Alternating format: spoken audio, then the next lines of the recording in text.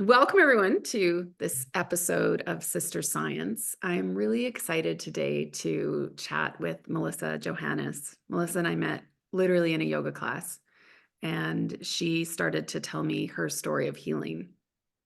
And I don't even want to make assumptions about what I know about the story because I want this conversation to just unravel right from the beginning as Melissa shares her healing journey with us. So, welcome, Melissa. Thank you for being here and agreeing to have this conversation recorded with me. I want to just throw that first question right at you. Like, tell us who you are. Do you want the professional or the personal answer? Maybe I need a bit of both. Give me some. Okay. Well, I am a 28-year-old entrepreneur, and I am a holistic practitioner who helps individuals heal themselves without having to rely on the external dependency of medications, supplements, or ongoing therapies. And this is achieved through lifestyle prescription, circadian biology, and quantum physics, really.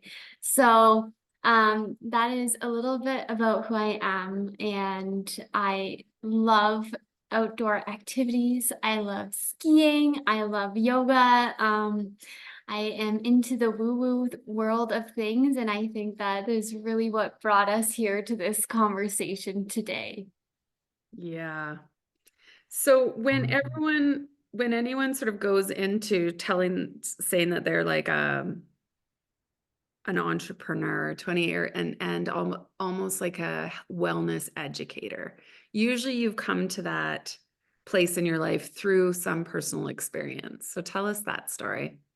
Yes. About, oh gosh, I guess 10 years ago now, I was set forth on becoming a chiropractor, and I did so, only to have realized that my body was failing me throughout that journey. And I was diagnosed with colitis in the second year of chiropractic college. And I was really frustrated because I looked around the room and none of my professors could give me a direct answer as to what was going on with my body. Everybody was just pointing me towards Western medicine. And I was really confused because I thought that I was in a place where I was learning how to help people heal. And what I was receiving through, this experience that I was living through was very much the opposite. And so I went on this journey of, exploring Western medicine and the avenues that it had for me, which really just prolonged things in the journey. But then I went and swung the pendulum to the natural side of things. And that was inclusive of, acupuncture and supplementation and very restrictive diets and you name it, I did it in that avenue too. And then I was really at the end of my rope because I was graduated chiropractic college. We were just getting into practice, and my body had never been in a worse physical condition ever in my life. I was maybe 90 pounds. I couldn't, keep anything in me. It was just in one end, out the other. And I knew I was in a relationship that, I needed to not be in. Had realized through my own living that this profession that I signed up for is absolutely not, conducive of to who I am and what I have to offer the world. And so I was in these avenues of trying out all these sorts of different medicines. And when 2020 hit, the pandemic, I had a beautiful opportunity to just stop and look at my life. I wasn't able to receive any Western interventions because of my decision to not, receive vaccines. I was frustrated with all of the natural things that I had tried because they were only working while I was doing them and then they would stop. So I had a beautiful opportunity to stop and look at my life. And I had this, moment of clarity, like, what if my body's not wrong? Mm. And what if everything in my life that is causing me all of this anger and frustration that I was feeling was the thing that needed to change? And so I left the chiropractic profession behind, and this is when I started to pursue holistic medicine, because that seemed like it had some more answers for me. I left a relationship and I made these big massive changes, and as I made these changes, my body started to miraculously heal itself. And I was looking back and being like, oh my gosh, like my body was absolutely perfection in showing me the truth of what I was living. And I was there and I was telling it that it was wrong and that it needs to be fixed and all of this, because that's how we were programmed in school to think about the body. But it's so funny because I had come from this background of innate intelligence and wisdom, through my like kind of chiropractic upbringing. And I had just put in that all to the wayside because of how we were programmed in school. And when I started to experiment with my life and see how things shifted and changed, I was like, wow, I really had gotten it, not wrong, but it was obviously a journey that I had to go on to find the truth that I practice today. So that is a little bit of my journey. That is amazing.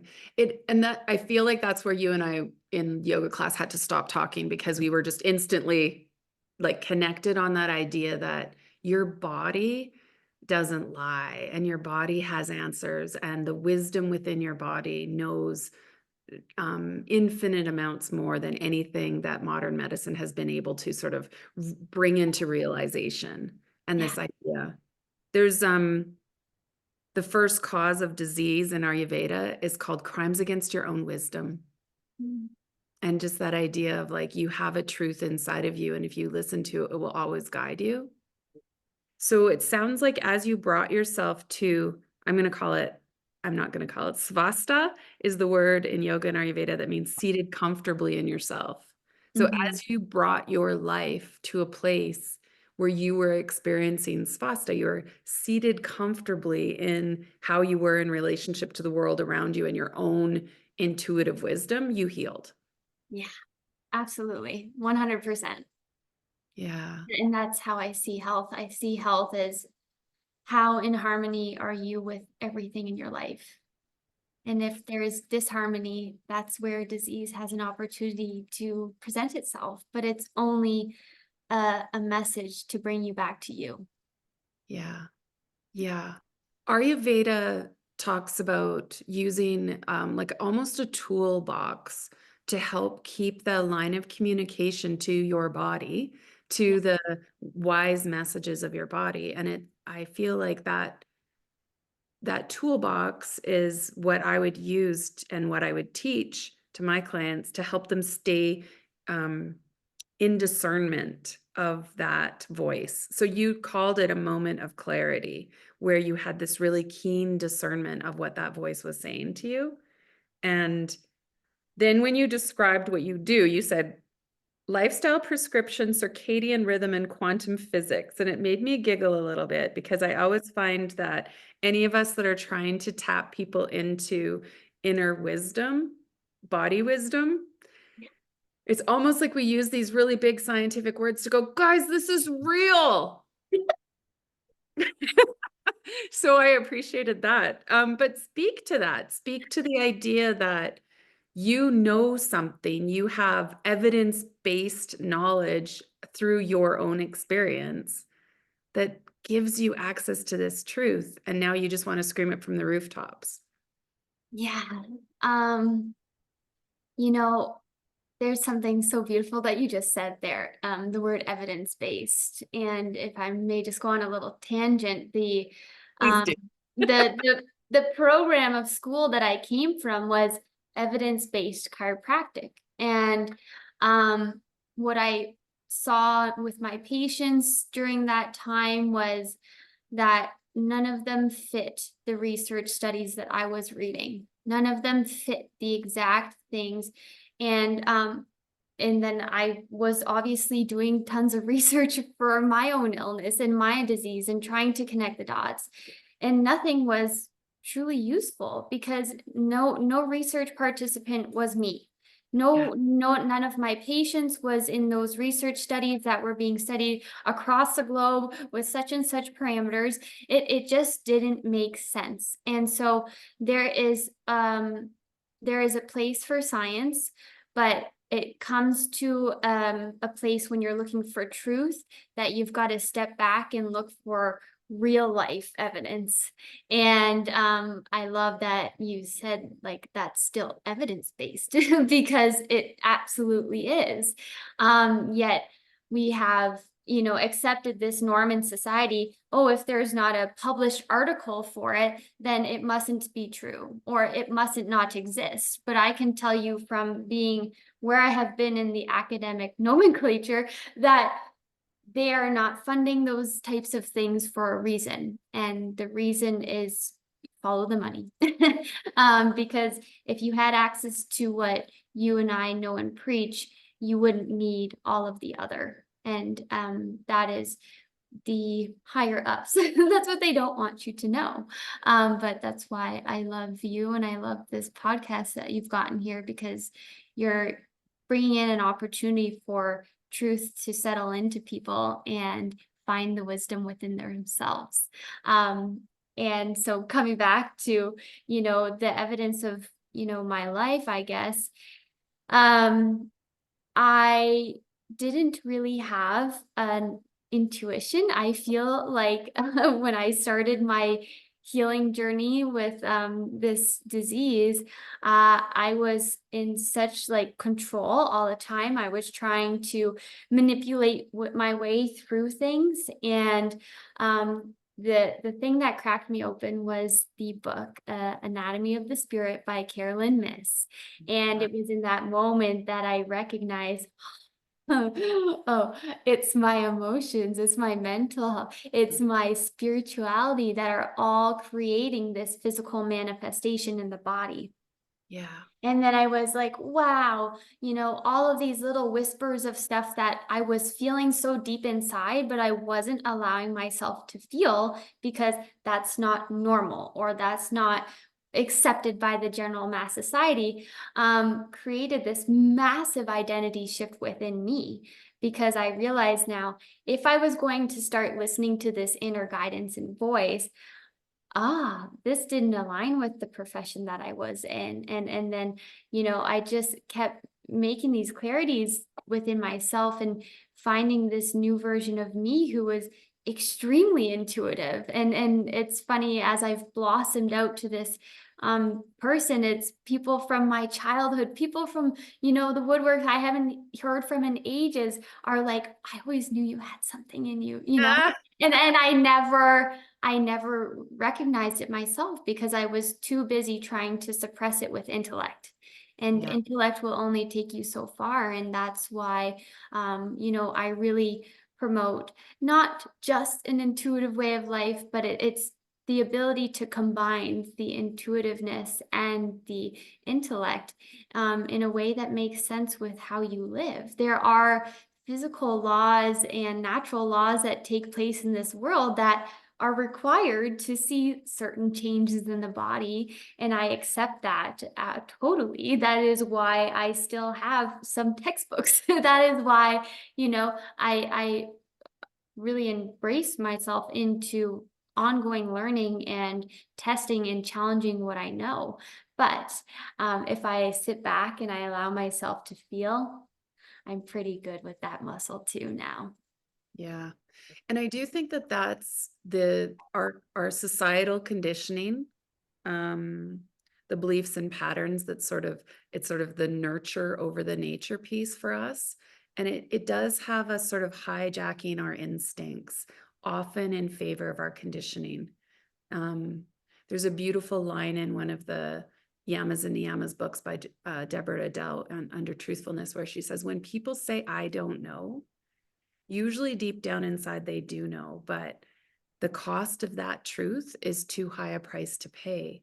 Because honestly, like exactly what you've said is that when we go to follow this intuition, so many times we're going to be ruffling feathers in our relationships and behaving in a way that isn't typical of our role, or falling into line with what is, I'm going to say, common or normal or considered appropriate.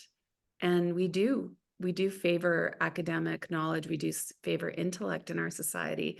And we've been taught not to trust our intuition.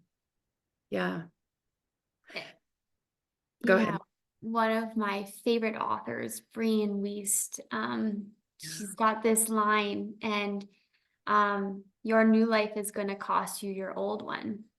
Yeah. And I've got these kind of 5 steps of healing that I follow in my practice, and that exact line follows the 5th step, which is really the full surrender that your new life should look nothing like what you came from. Of course, your old life was a part of liberating you to where you are now, but to accept that you would have to lose everything at an opportunity to get to where you want. That's how committed to the process that you have to be. That is how, open to the opportunity that you have to be, but without knowing where the end point is. And that's where a lot of people get hung up in their healing, is that they are looking to have a certainty endpoint. They want to know, how long is this going to take? And like, Yeah. what exactly is going to, have to move and shake? And I'm like, I don't know. from my journey, all I can tell you is that it took exactly the amount of time it was supposed to take. And every part of the way had a stupendous lesson for me. I just didn't see it while I was in it. And I also think that when we try and get those answers, even from the medical community, they don't actually know the answers either, but they'll give us a percentage. They'll give us like a stat, and that helps us feel some element of control over being told, I don't know. I don't know if you know how in line with yoga philosophy you are right now, because surrender translates to Ishvara Pranadhana in yoga, and it is the part of the yamas and niyamas, the ethical practices of yoga. And it is the last of the niyamas, which is our personal observances.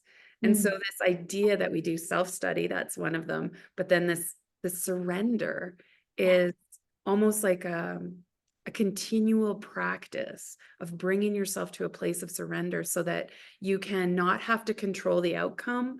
You don't have to know. You have to step with bravery towards what feels better and trust. Yeah. Yeah. Yes. And this is where you have some tools. So where I would use the tools of yoga and Ayurveda, I'm watching right now your words, and I think there's some crossover that I think is probably here.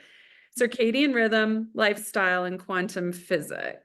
So tell us about, I guess, the tools of healing. So I first off use my whole life as a biofeedback tool.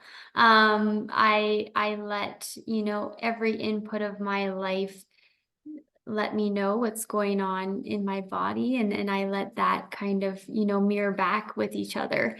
But, you know, foundationally speaking, there are natural laws that exist on this earth. There is a reason why there is a sun. There is a reason why there is ground. There is a reason why there is air and water. And to absorb yourself into those elements, just as an animal would, is absolutely essential to healing. You could not take an animal out of the wild and put him in a zoo cage and expect him to thrive exactly the same. It doesn't make sense. So, in my practice, I do promote utilizing nature as medicine to those elements. And it comes down to circadian timing, making sure that you're in pulse and rhythm with the earth's timing, and, the beautiful display that has in your hormonal health and your digestion and everything like that. It is so essential and required. And then, from the more quantum aspect of things, this is when I get into like mental time travel and really learning how the inputs of your life are impacting us down into the cellular layer. And I think my gifts, if I was to describe them, is when I see a person, any person, not only do I see them in their fullest potential, but if they do have an illness, disease, uh, expression of some sort, I am able to see past that into more of those emotional and mental and spiritual layers, and help provide them the blueprint to get from, X to Z. And I didn't know I really had that. I didn't know that that was like an abnormal thing until, I started getting in the room with the right people, and they also understood what I had in me and were able to describe it and put words to it. And then I was like, oh, like, yes, that is what I do. That's who I am. That's what I do. So it's really this quantum entanglement of, this emotion is going to have XYZ response in the body. And to know how that emotion is going to impact you, but then also why do we have that emotion, and where did it come from? And then, resolving things from that true root cause standpoint is really what I aim to do with that more quantum side of things. And then the lifestyle prescriptions, of course, that just comes down to what are you actually doing with the time that you have in your day? What are you spending your energy on, and is it giving back to you? So I hope that answers your question. Absolutely. I just Yeah. think you just described Ayurveda. I don't know if you know that, but and Ayurveda is the longest practiced healthcare system in the whole world. And they call it healthcare because it is proactive and preventative. It is natural. It is based in circadian rhythm and the five elements. And we're like, science is clearly catching up because you didn't use even one Ayurvedic word, but you described the system perfectly. And Mhm. so to me, I just think it's remarkable how more and more, as we understand these base principles, we find healing. And so these base principles allow us to sort of have I think they are the toolbox that then allows us to have the capacity to start to trust what is way more ethereal. You call it quantum. Yeah. Yeah. Like Yeah. that stuff that's not you can't give it a tangibility. It's not something that has a realization to it. It's an experience. Like you said, it can be an emotion. Yeah. And all of this, I think what you're talking about when you say the word processing and sort of where did it come from? How do we be in communication with it? How do we help it? Um, I don't know, sometimes dislodge in so that it's not creating those physical symptoms. Process, Ayurveda would call it digest. Like everything we take in through our five senses needs to be digested.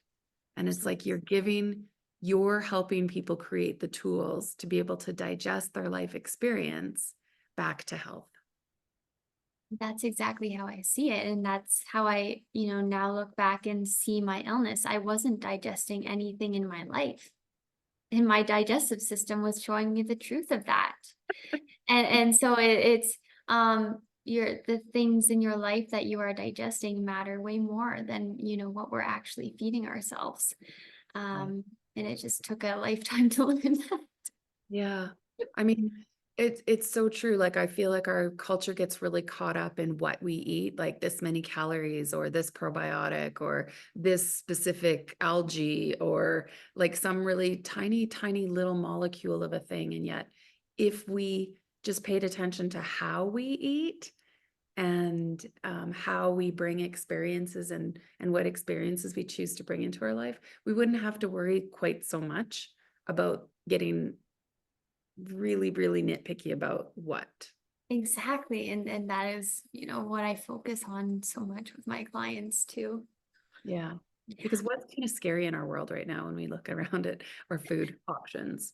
Yeah. But you said you had 5 steps of healing, and you Mm, it's number 5, which is surrender. I have empty spaces between 1, 2, 3, and 4. yeah. Can So number one is pain.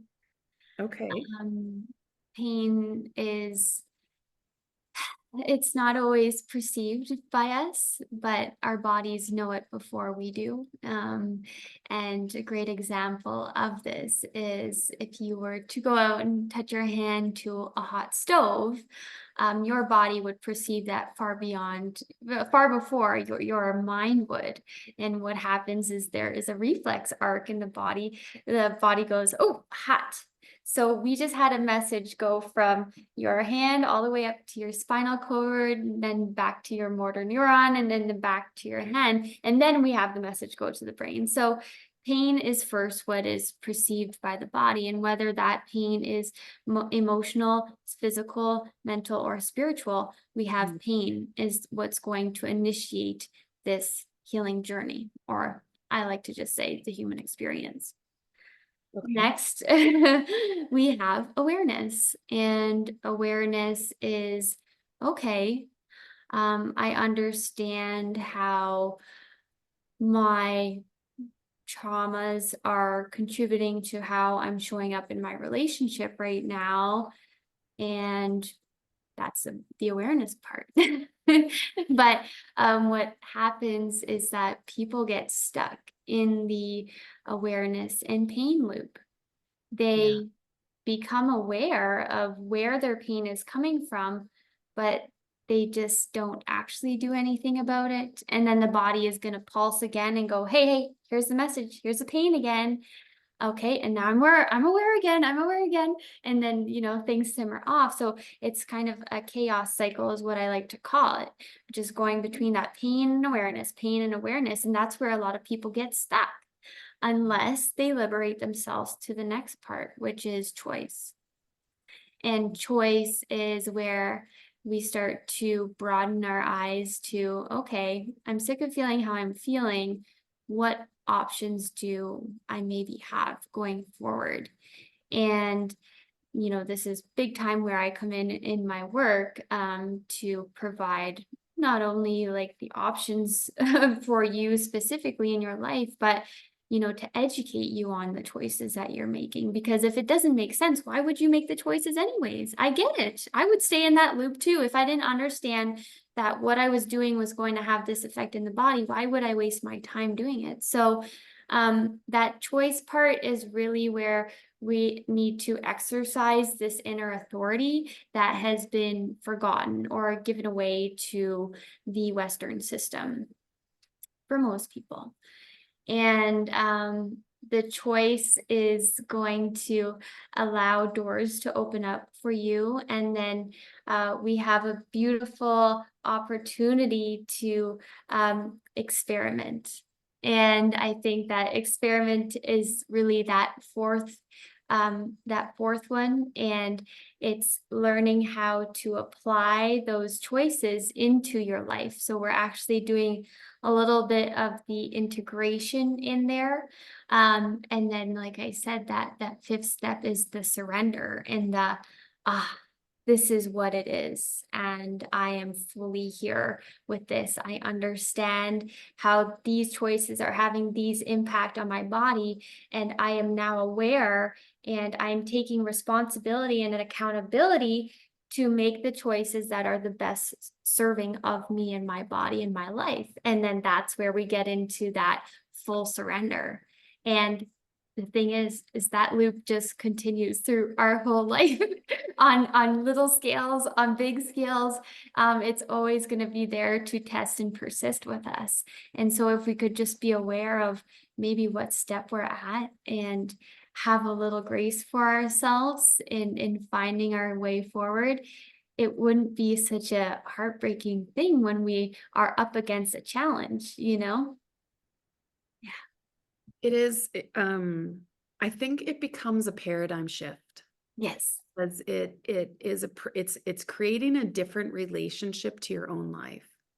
And like you said, when you were talking about choice, where when you start to exercise your inner authority, it is bringing yourself to a place where it's almost like we're like toddlers learning how to walk.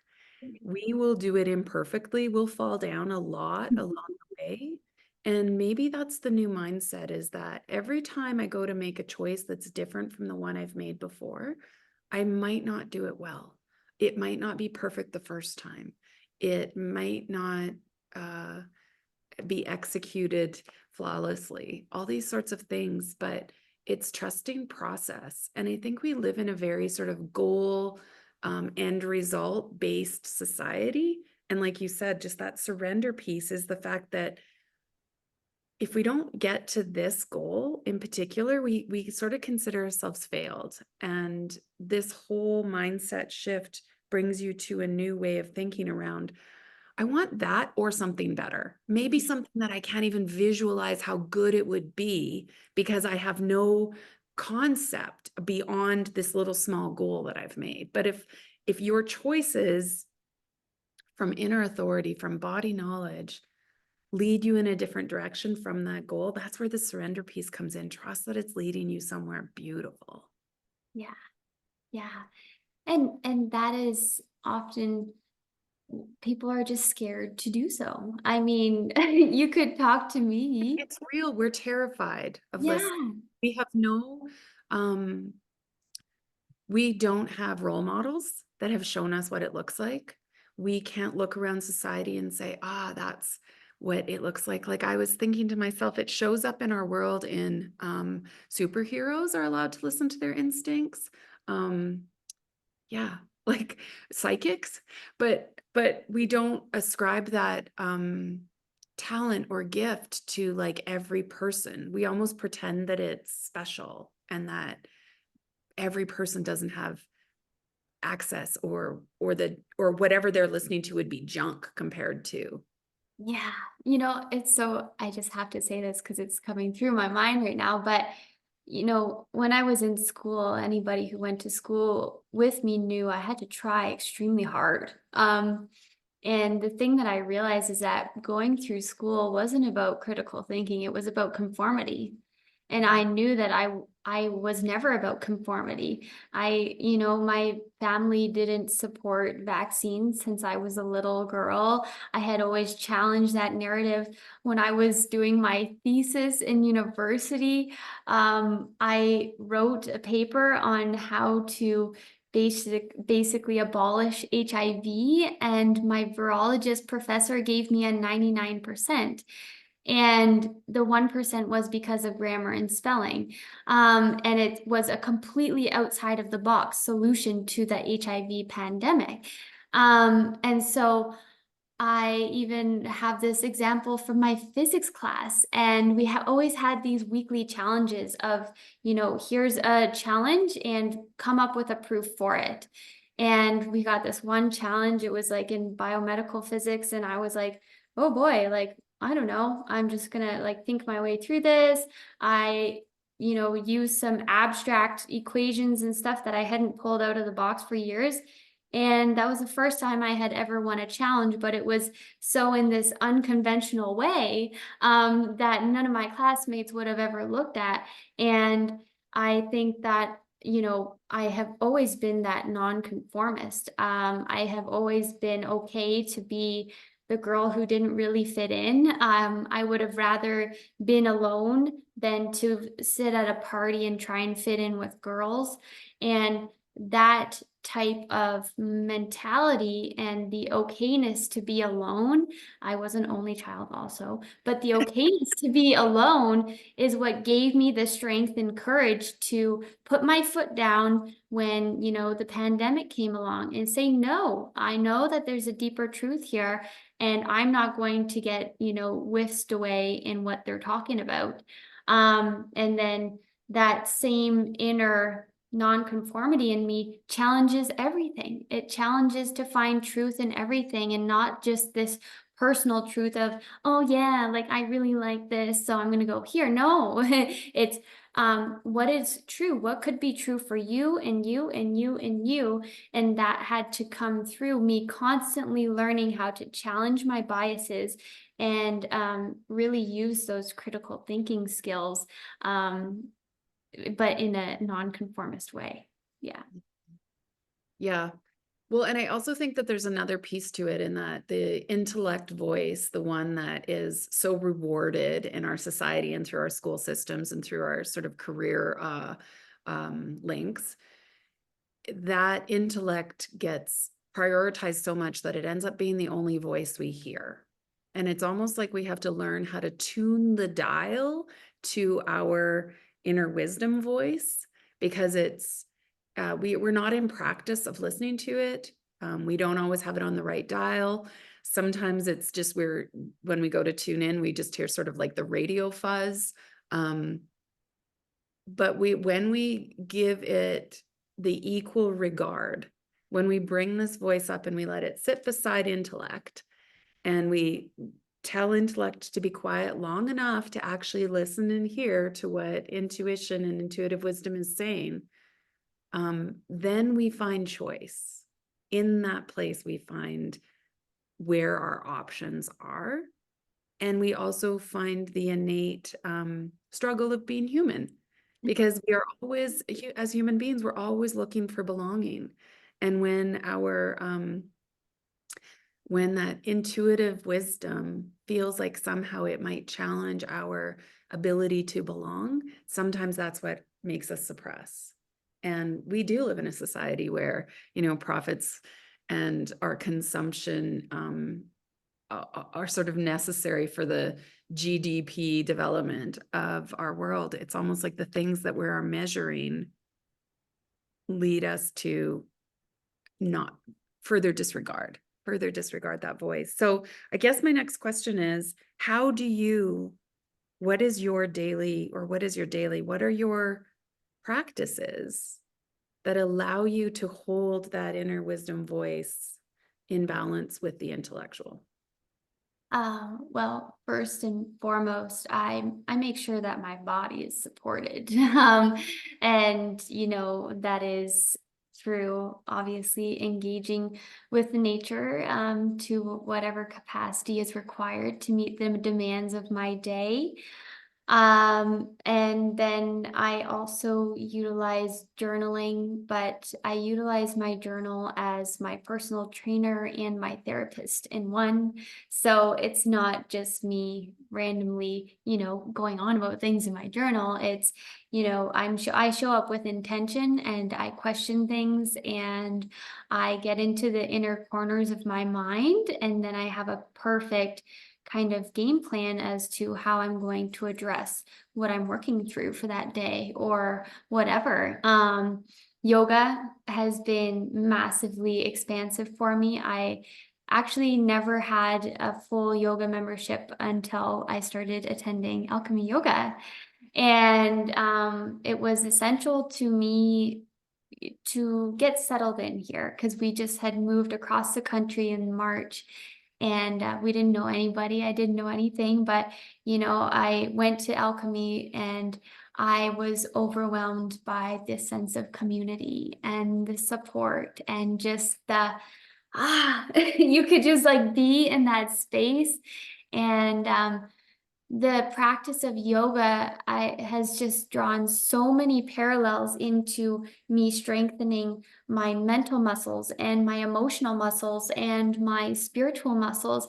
And it's all through the physical practice of yoga.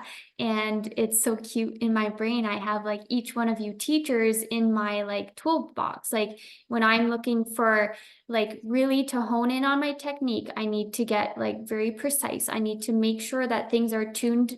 You're my go-to, like Jill's my technique teacher.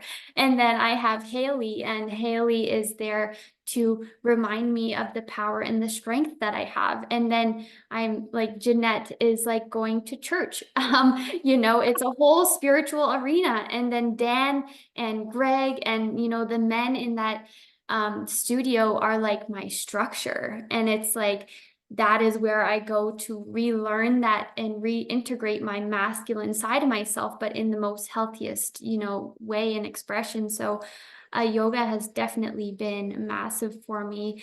And, also just the ability, in a busy world, we all have lots of things going on the roll all the time, stillness and not quite, I don't always love to meditate, but when I just find stillness, I, have such an abundance of those, inner wisdom thoughts come through. Physical activity, if I'm not pushing myself to the max in some way, shape, or form every day, I haven't done it good enough. So there's always that. My time in my kitchen to create and play with my food is a massive part of my life and the medicine that I have. Mountains, obviously like my relationship, all of these aspects are what I use as my tools, but there's not per se one that I would say over all of it. There's all necessary. And if you're following your own kind of path, then you're watching, you become witness to yourself, Yeah. just your choices. You experiment with what it is that you need. And I know that path of healing that you're talking about, because I feel like when you become aware that there's a pain point, there's something nudging you, there's a irritation in the being, your awareness of that leads you to your choice. And your choice leads you to your experiment. And sometimes, like you said, your experiment is, which teacher do I go to today? Or what food do I need? Or, like what is the need here? Is the need, I have a saying I use with my clients all the time, like, what do I need right now? So when you notice it, how simple and small can the answer be? And how can you offer that? So like life becomes this conversation with your body where your body's saying, hey, I'm thirsty. And you're like, okay, no problem. I'll give you a drink. Hey, I'm cold. Okay, no problem. Here's a sweater. So Yeah. that there's this ongoing um, conversation that you're having with your being. And I think that is where I keep going back to the word svasta. When you said, I have to be okay to be alone. Mhm. And because you are okay to be alone, because you can be your own personal trainer and therapist, I feel like that's a very advanced place. I feel like the way you talked about sort of going to alchemy and these other people providing structure, I feel like there's times when I have the capacity to be my own personal trainer and therapist. And then when those pain points or that irritation is higher, sometimes I need some external support to come in and be a little bit of my support network while I'm messy inside of this, while Mm. I'm still figuring out what my awareness is of the issue, or what my choices might be, or what the experiment even should be. Yeah. So it's interesting that sometimes we have that capacity to be it all for ourselves, and other times we need to like find the community, find the whatever it is, the structure of support. Yeah, it's, I hate to say it, but I think that I have like a hyper vigilant independence about me. And I think that arose from my childhood and my upbringing. I learned how to do everything for myself. And it served me throughout my healing, absolutely. Because it gave me that determination to, get through it. And actually the hardest part of, my healing has allowed or has been to allow people in, is to allow others to support me.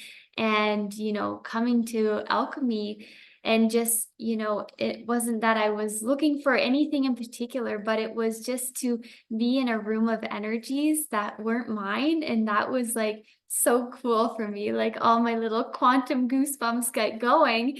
And that was enough. I never really needed to seek out therapy or something for a very, very long period of time because I was always able to navigate things myself. And something that I always talk about with my clients is that like your journey is so, so intimate and so personal. And there's, a lot of people, there's no business to dig in there with somebody if you don't need them. But if you do need them, make sure that that person who you are working with, you fully trust and it's a full match because this is like the intimate parts of you that like are scared to be seen and that's what's going to be worked with. So, um, alchemy kind of provided that, but from like an external place of just watch and do. Yeah. So can I ask then what it means to be your client? Because I think Mm, that perhaps you are offering that container of support to yeah. people who just need a little bit of hand holding through this transition into this new relationship with themselves. Yeah. I offer kind of a little bit of structure in I have to educate you. So I take a real educational role on just the very primary stuff like, why is the body doing what it's doing? And once we have that established and all of the lifestyle pieces kind of in there, then we get to more of the emotional and mental exploration. And that is really asking a lot of questions, asking the questions that you don't want to ask yourself, having the conversations that you don't want to have with your loved ones or whoever it is. It's, I get a little uncomfortable with my clients. I make them a little uncomfortable because we're hitting on the things that are about to make the biggest changes in your life. But we've gotten, so protective. And that's why I have a focus in my practice to let's get the physical body established first. Let's get the physical body feeling safe in its home again so that we're in a place to open up and speak about this other. Because I have no business diving into your traumas and stuff like that. If your physical body is screaming, we're malnourished, we're this, we're that, right? It just doesn't make sense. And then the last piece of working with me is more of the integration of the spiritual practices and also just bringing it full circle. And that's why I do holistic medicine. It's every aspect of your life is going to be touched on when you come to work with me because I can't separate the gallbladder from the rest of your body. I can't separate your mind from your body. So it's got to be everything that touches your life is going to be what's inputting into your body. And that's what I work on. So it's a real transformative journey. It's not for the individuals who are looking for a quick fix or a little change. It is, you are going to learn the truth of what your body's expressing to you, and here's what we're going to change about it. And giving them the opportunity and onus to take what I teach them and bring it into their lives in a way that makes sense and fits them. It's not this regimented, must do this, must do that. There's so much customization available for it because we're all humans, we all have different lives and we all flow. But if the body's communicating to us to change, there are changes we have to make. Yeah, I love Yeah. that. My year-long course is all about your physical being, your physical habits. It's all about developing your toolbox so that the Ayurvedic word is ojas, and it's just like your capacity to hold life, your body's capacity to hold what you bring in.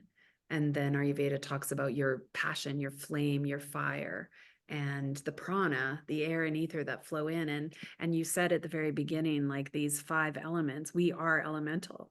And when we start to dive into the biofeedback tools that these 5 elements can offer us, we need the earth. We need that structure of support first. We need that basis, that foundation. And when you start with the body, that's exactly, and I think that's where so much education comes in, because yeah, we haven't been taught to sort of listen and trust and be in relationship with the body. So it's the very first starting point. Wow, there's so many connections. So the way you're talking, I'm making assumptions that you work one-on-one with people. Is that true? Yes, I do work mainly one-on-one with people, but I actually just started a group women's circle where we do a little bit more of a collaborative approach to healing. And that I just had my first session this week. So it was lots of fun. And I definitely am going to be continuing that. And yeah, I have to be pretty simple in my practice because of how whole and expansive it is. I offer hourly consulting. If there are just questions that you have that you want to bring to me, I'll give you as much as I can in the time that we have. But then I do offer a holistic wellness plan. So this is, a full 2-hour consultation. And then once I have all the details of your life and what's going on with your body and why, then I formulate a prioritized plan based off of what your body's asking for. And then here's where you take the accountability and responsibility for implementing that plan into your life in a way that makes sense to you. And I'm there for follow-up calls to make sure that A, you understand what I've provided to you, and B, I'm there for any symptom changes because I've been there. When the body starts actually physiologically changing, it can be a little startling. So I'm there to guide and support with that. And then, further just integration. And if anything else comes up in life, because it's always a promise, then I'm there for that leg of support. And then I also am working on kind of that very intuitive muscle as well. And I offer smaller insight consultations, more so in this spiritual sense as well. It's funny that you can define them, because I find that I it's really difficult for me to peel one layer away from the other, so that the Yeah. spiritual piece always sort of comes into the body piece, and the body piece always shows up in the spiritual, and that their interconnectedness is always present, even when I'm trying to define them as different elements. Yeah, Yeah. the same for you. Yeah. Yeah. So I promise that for anyone listening, that I will put all the links to what Melissa's offering down in the description of this podcast, so that you can access her and follow her socials and things like that. She really does have beautiful social media as well. So it's a Thank you. pleasure to tune into it. But it's so nice to speak to you. And like everything you said could have been something that an Ayurvedic practitioner has said. Everything you have said comes from the wisdom of yoga. The number of times, the words that you said, I could have told you the Sanskrit that yoga philosophy would bring into us. So there is, and every time, because I think that what yoga and Ayurveda have done is they've sort of tried to codify as best they can what intuitive wisdom is. Mm, And the fact that it's like you're there without having the language that yoga and Ayurveda give you, or you're there without using the language of yoga and Ayurveda, means that it is universal wisdom. It's knowledge that's in you, that it's not something you had to learn and study for and conform to. It's knowledge that you have remembered into your being. Yeah. yeah. So beautiful. And it's just, you I fell on my face last week doing crow, and my nose got a little smushy and a little bruised up in here, and to witness my body healing through something like an injury like that again. Well, for one, it was a fast healing, but for two, it was like I didn't have to instruct my body how to do any of that. It just knew exactly what to do. And that same wisdom is within us for every decision and choice that we make. We just have to allow it to come through. So if I was going to go back right to that very beginning thing where you said it was like colitis, that your body Mm. was, you're down to 90 pounds, colitis was like yelling at you. Um, what does that particular what's your relationship to that symptom or that dis-ease right now? Um, well, what I had realized is that I hadn't allowed myself to feel the expression of anger for most of my life. And since I was a child, my bowels had communicated to me. I had had 96 enemas by the time I was 2 years old. Always constipated my entire life. Like I thought going to the bathroom once a week was normal. And then eventually it just started turning into blood. And then I started kind of, looking into traditional Chinese medicine and more so understanding the metaphysical relation between, symptoms in the body. And then I was like, heat in the very element of the body that is supposed to be eliminating. There is such toxin and like heat around the things that I was supposed to be getting rid of in my life, right? And that was manifesting as colitis and anger. And then once I started to make those big changes of like getting rid of the big toxins, but then the real magic came when I started to allow myself to feel the anger that I was suppressing for my whole life. And it was so magical after every time I was able to release and actually express my anger. Like it was a massive change in my symptoms. And it was like, okay, like this is positive reinforcement. It's okay to feel angry. And so I've come to accept that we have a spectrum of emotions, and there's not one good emotion or one bad emotion. We have to be able to feel and interplay with them all.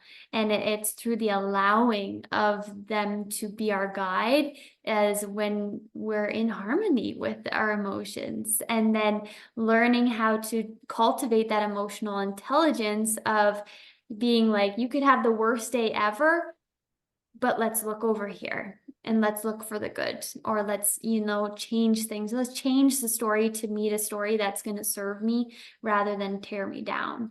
And that is really the muscle that I developed to allow myself to heal. Yeah. Yeah. And so colitis doesn't yell at you anymore? Oh no, that's long gone. But it did get a little worse before it got better. It did develop more into Crohn's, and then I did have a little bit of, colorectal stage 1 appearing there. And that was through, my symptoms I was experiencing before I really hit that dark night of the soul and kind of woke up to what was happening and started changing my life in a true way. Yeah. And then everything took care of itself. Yeah. Yeah. And uh, um, I know I hear everything through an Ayurveda lens, but um, Pitta, the fire, is the fire element. Yeah. The fire element is related to fire, and the fire Mhm. element is related to heat. Yeah. And every dis-ease that modern medicine has been able to label, which Ayurveda would say only happens at stage 4 of the development of disease. So if we've been able to label a dis-ease with an itis, usually we can direct it back to an excess of fire. And a lot of times that translates to anger, irritation, um, aggravation. There's something that's at the core creating that heat and intensity that's not being expressed and not being able to be released or felt or digested in the body. And then it's in there, sort of Yeah. burning you up. Quite literally. Right, literally, it's so magical when we can understand that all the layers of the being, the other thing you were talking about, like all the layers, the physical, the breath, the mental, the emotional, the intuitive, we need to treat them all interconnectedly. They must. They like it cannot be separated. And, even though I might have sounded cute to be able to separate, the elements of what I do, I just do that for the viewers. I can't unconnect what I do. And that's why I've had to change my business model over the years because I thought that maybe, oh, I could help someone just with digestion. Let's see how this goes. I burned myself out several times and because I would always have to be touching on mental and emotions and stuff like this. I couldn't just talk about digestion. It doesn't make sense. We've got a whole body. I can't just pick and choose and remove one of the systems. Yeah.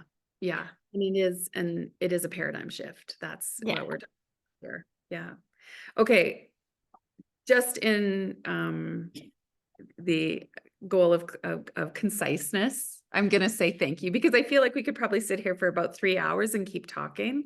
We can do a part two. Wonderful to speak to you, Melissa, and thank you so much for sharing just your journey and giving us another piece of evidence-based results around the fact that each of us can have this trust in our inner wisdom. Each of us does have a guidance system that is immaculate, that is absolutely trustworthy and has our highest interests at heart, even when it feels really dangerous to follow it in this external world. It has been an honor to be here and speak this language with you. I don't get this opportunity too often, so I'm glad to have found a sister. Yes, welcome to Sister Science. I have in the back of my head spinning a whole bunch of follow-up conversations. So we'll just have to meet on the yoga mat, our yoga mats again to find out what Yeah. happens from here. But thanks, Melissa. It was great chatting with you, and I really, really, really appreciate you. Well, thank you so much for having me, Jill, and we'll see each other soon on the mat. Great.